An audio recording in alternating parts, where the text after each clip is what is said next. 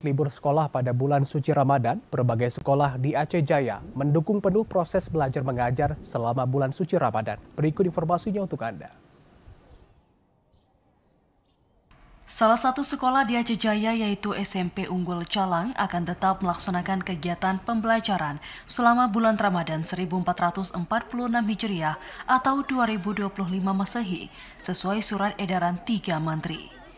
Di mana para siswa pada saat bulan suci Ramadan nantinya diminta tetap belajar namun dikhususkan pada bidang keagamaan.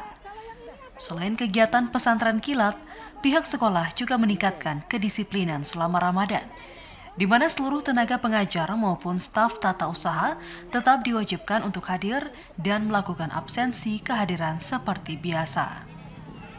Kegiatan pembelajaran bernuansa Islami ini diharapkan mampu memberikan dampak positif bagi siswa, baik dalam penguatan spiritual maupun pembentukan karakter Islami.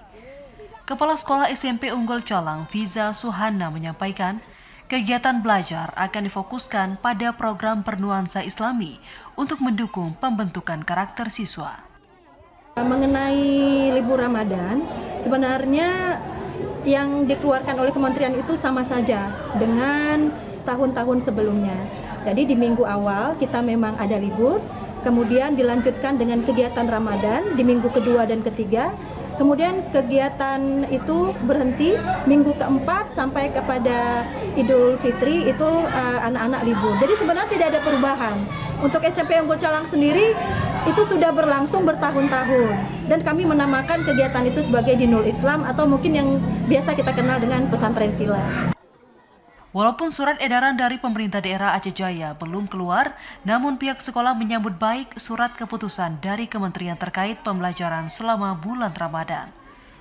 Dari Aceh Jaya, Musliadi, TVRI melaporkan.